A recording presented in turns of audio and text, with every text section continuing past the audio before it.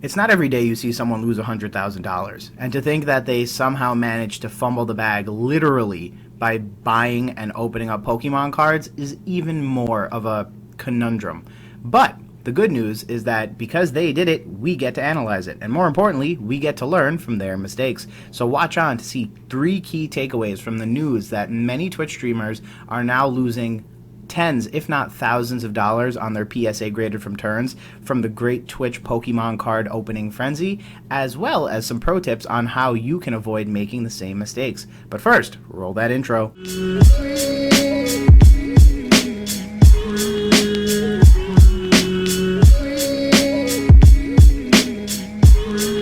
Hey Gengar Gang, what is going on? My name is Ryan, this is the Analytic Gengar, and welcome to another video. In today's video, friends, we talk about Twitch streamers and the massive amounts of money they have been losing as a result of their Pokemon card openings on Twitch. Now, in case you missed it, as early as 2020 and into 2021, many large Twitch streamers, and the key here is Twitch streamers that previously had not been Pokemon content creators, magically started streaming box openings. Sometimes they were selling the cards, sometimes they were just opening them for their own benefit. But regardless of which it was, there was a very large influx of non-Pokemon content creators now streaming Pokemon related content, and much of it circled around box openings. Now, over time, these Twitch streamers began submitting their cards to PSA, and unsurprisingly, now they are back from PSA. The problem is that many of these Twitch streamers didn't actually calculate and think about this as a investment or a finance decision. I think what they thought was that this was a magic box that made money, and as a result, they ended up with some pretty staggering losses. So, on screen right now is an article from Dextero, and yeah, let's get into it. So, as you can see, obviously links will be down below, but popular Twitch streamer Ms. Kiff was floored when he realized the value of his trading card items were nowhere near what he thought. So let's read through the article real quick. You know, they kind of go through a brief recap. Hey, in 2020, here's what happened. There were tons of content creators losing their minds, as you know, many of us do. While it's true that many of these cards can be valuable, very good Dextero, you got the basics down. A lot of factors go into determining their worth, such as their condition. Truer words. Popular streamer Miss Kiff was stunned when he learned that his TCG collection he spent almost $100K on had lost most of its value after getting unexpected grades. Now, here is a really interesting statement, and it brings into mind probably one of the most important topics that we can ever stress to any viewership. As many of you know, I believe in responsible YouTubing, and that means very clearly disclaiming the golden rules of the Pokemon card hobby, especially when you get to a certain threshold of money. And one of those thresholds is something called the sealed premium. The sealed premium is effectively when packs are not worth the same as sealed boxes. Now, let's think about this logically. If you have a booster box that's worth, you know, $360,000, you would hope that each individual pack would be worth approximately $10,000. However, the truth of the matter is that's not always the case. The truth of the matter is a loose pack may only sell for $5,000, and so doing the math both ways, it doesn't kind of make sense. This discrepancy in the pricing between 36 loose packs and a sealed booster box is what I have come to call the sealed premium. Basically, the sealed premium is exactly what it sounds like. You pay a premium, an additional amount of money over the contents of the box, because the box is still sealed. It's a fundamental idea, but I don't think it's something many of these Twitch streamers realized when they were buying boxes and opening them up on the channel. Now, we'll touch a little bit more on this a little later on in the video, but obviously it's not a magic box that holds its value. The truth of the matter is, one of the most valuable components of a sealed item in the Pokemon trading card game hobby, as well as tons of other trading card hobbies, is the seal on that box, because if it is ever broken, the box immediately loses a ton of value, and that is something that I don't think many of these Twitch streamers realized. They assumed if they spent $100,000, they would probably get $100,000 plus whatever increase there was to the grading, and that is simply not how any trading card game or grading process actually works in reality. Now, as a pro tip, whenever I go ahead and buy booster boxes that are sealed, I buy them with the intention of keeping them sealed. The truth of the matter is, there are very, very few instances in the history of this hobby where there has ever been a net positive to opening up a booster box and getting the cards graded. One of the most famous and probably ironic instances of this is sort of that 2008 to 2012 area of time. Back then, first edition base set boxes, you could actually pick up, open up, grade the 12 hollows and sell them, and it was actually more money to do all of that than to have the sealed box. So it was one of those periods in time when you could actually open a box and net a positive amount of money just from opening the box and getting just the 12 holographics graded. However, those cases are rare, those cases are few and far in between, and those cases are probably never going to happen again. And all of this are really good reasons why you shouldn't just go look at a booster box and say, oh, you know what I'm going to do? Buy it and expect value from it equal to or equivalent if I open up the packs. The raw truth of the matter is many boxes are net losers, because what'll happen is, unless you pull that one hit card from the box, you're probably going to lose almost all of the money you spent on that box, and that's true for quite a few of the different eras. Additionally, whenever it comes to buying packs, I just try to find, reputable sellers and buy packs to open from them. So if you have the itch to open up Jungle Base or first edition, whatever it is, just go out of your way to find a really good reputable seller who will get you the stuff you need for the right price. Many people will say, oh, Ryan, it's too difficult to do that. You can't go on eBay. Some of these other sellers charge a premium because of their, hefty name. And my argument to that is, while I agree that there may be a premium to pay, the best collectors will make it work. This is a best practice that many of us implement, because unless you purchased some of these boxes way back when and are opening them now for what is effectively dollars on the hundreds that you've spent, there's really no reason to open up a sealed booster box that you bought in recent years, as long as it's vintage. Because the truth of the matter is, you're either a huge winner, meaning you bought the box cheap and it's now worth a lot more, or you bought it recently and it's worth probably less than what you bought it for, given the way the market conditions currently are.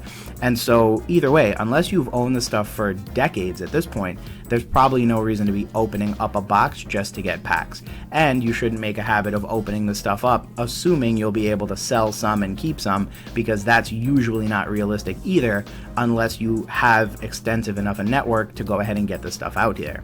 So in the grand scheme of things, the pro tip would definitely be buying boxes and keeping them sealed whenever you possibly can, and just finding reputable sellers and being willing to pay their premium, because at the end of the day, it saves you a lot of trouble, and it also guarantees that you'll be able to keep your sealed stuff sealed, which is an important thing when you're thinking about long-term, collection goals that you might have in mind, or just the appreciation that the box may see in the same amount of time.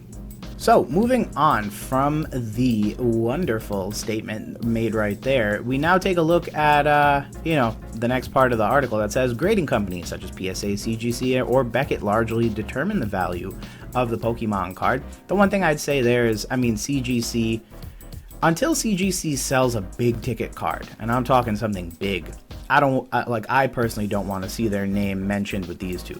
We know Beckett, we know PSA, we've seen record-breaking sales with those labels. Haven't seen one with CGC yet, so someone hit me up when that happens, and if you do know, let me know down below in the comments.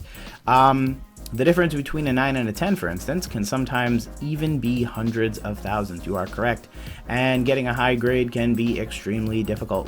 He learned this lesson the hard way when his massive collection got much lower scores than he expected. So what does that mean? Well, it's one of those things. Whenever you get cards graded, you simply cannot expect cards to come back as 10s because they're pack fresh. If you look at PSA's actual definition for what a PSA 10 is, notice that the word pack fresh is nowhere to be found. And there's a very specific reason for that. It's because pack fresh cards aren't always gem mint cards. Same thing goes for Beckett, and I'm sure the same thing goes for CGC, where they don't really care if the card is pack fresh, they care of the condition of the card. As many of you know, there are many things that can happen to a card from when it is created to when it is opened and finally pulled. And that includes, but is certainly not limited to, factory errors, as well as shipping damage, as well as you handling the card. There are tons of videos on YouTube, especially from back in the day, where people pulled what was then just kind of a unimpressive holo that, they immediately grab it, they put their thumb on it, and you see a big thumbprint in the video. Obviously, nowadays that wouldn't happen. Nowadays the question is, why aren't you wearing gloves, bro? But whatever the case is, you get the point. A lot can go wrong whenever you open up trading cards, and that's easily one of the biggest reasons why a pack fresh card simply is not going to be guaranteed a PSA 10. Again, a very valuable lesson that the Twitch streamers didn't know, that I hope some of you can either be reminded of, or maybe you're hearing about it for the first time, and that's okay. The real difference is that, seeing as how they made the mistake, that's the whole purpose of the video, is hopefully we can learn from it. So we've seen the mistake that the Twitch streamers make, and then my pro tip to avoid making the same mistake would be reviewing your cards. Now, whenever I submit cards, I go about kind of grouping my cards into maybe 2 or 3 logical buckets. The first is cards that I want to get graded because I want to get them graded. I usually don't look at those cards because it's just a matter of me wanting to get them graded. Then there are cards that I consider to be investments. Those cards I grade, but before I grade them, I will review them extensively. I'm talking LED lights, I'm talking magnification, I'm talking a grade master or the caliper, depending on the case, and I will go in and I will investigate those cards thoroughly. Part of me is morbidly concerned that my card will either be damaged or something will happen to my card in between me shipping it and me receiving it back from PSA. And honestly, I don't think a lot could possibly go wrong, but for example, it could get damaged in shipping, PSA could have mishandled it, or it could have something could have gone wrong because, for the most part, many submissions are sitting at PSA's warehouse for months on end, and that can be pretty detrimental to the condition of a card if something were to happen. So I thoroughly familiarize myself with those cards, specifically with the intention of making sure that I know what my cards are, and if needed, I even take photos. But what this does is this review helps me to get a very good idea of what these cards are going to get. And so that's why, for the most part, I can usually rest within a certain level of confidence that, hey, these cards are going to be PSA 7s, 8s, 9s, 10s, etc., etc. And obviously, when you're trying to make investments or when you're trying to grade a card in order to be able to leverage it in the future, it's important to make sure that you get high grades. And then finally but not least are the the other logical grouping would be lots of cards, and you all have seen me do this tons on the channel, where I just buy a crap ton of cards and get them graded. And in those particular cases, I might relax my standards a little bit, realizing that not every single card is going to get a PSA 10, and hey, maybe even some of these cards aren't even in the best of condition. In those particular cases, I will try to familiarize myself with the big ticket items. So for example, if there's a very rare card, I will go out of my way to make sure that I'm familiar with it, that I take a photo of it, that I understand its condition. But aside from that, I won't go ahead and review every single card. So as you're seeing these Twitch streamers be surprised because of the grades they're getting, one of the things you can do to avoid making that mistake yourself is really going out of your way to familiarize yourself with the cards that you're submitting, ensuring that they are in fact high quality, and setting high standards. And so in most cases, you should be able to either turn around and sell that card if you don't think it meets your standards, or you can request a refund if you bought from a seller that is willing to work with refunds. So either way, having that high standard and then applying it to your own sort of cursory review is going to be a great way of ensuring that, unlike Twitch streamers, you don't magically get surprised when your cards come back with lower grades, because hopefully the review will eliminate those types of surprises. The other thing to note is that you'll get better at this over time. There's no way that you can perfect this technique. What you'll do is you'll review a card, you'll submit it, you'll get it back, it'll come back as a PSA 8. You might have the expectation that it was a 7, so you'll be able to adjust your expectations and your own skills at spotting defects by seeing how good you are at sort of guessing the grade, so to say. So finally but not least is the other article regarding this. Like I said, it's Twitch streamers, plural, so that's fun. And here's one by Ludwig. You know, he's stunned by the harsh reality of Pokemon card values. Again, articles like this, they make me chuckle in a weird way, because for about a year straight we had basically every like news outlet pumping this idea that, you know, Pokemon was this unstoppable juggernaut, and frankly it is in many ways, but vintage Pokemon card values specifically, and how insanely high they were and how amazing they were. And while it's true, and there's been tons of increases over the past 2 years, it's just funny how quickly they kind of flip the script and they're like, the harsh reality of Pokemon card prices. Like, geez, that's a bit of a title. So, you know, something to note. It's very fun when they kind of flip around and do this kind of stuff, because it can be very confusing. And that's why sometimes I feel the need to take the time and go through one of these videos step by step and review these articles, because sometimes they can be a little deceptive with the way they write or the way they contextualize a statement, and that can obviously cause a lot of panic as well as a lot of confusion within our hobby. So as we go through this particular article, again, nothing really surprising in mind. It's actually very similar to the Mizkif article, where, you know, basically like, hey, I opened up a bunch of stuff, I pulled some rare items, they were supposedly worth thousands, and then, you know, I did a recent stream where I found out like, oh geez, this stuff isn't as worth as much as I thought it would be. And you know, that is the reality of the situation. Like, you know, there isn't a situation where this stuff magically becomes more valuable overnight, and I think that's a really important lesson here. Down here we have some YouTube comments related to Ludwig's particular video. My favorite is this guy. He's like, the game's voice 95 says, Ludwig, can I make money with Pokemon cards? PSA 9. In case you don't know, 9 is German for 9, like the number. So LOL to that, because he probably just got a crap ton of 9s and then magically he couldn't make any money.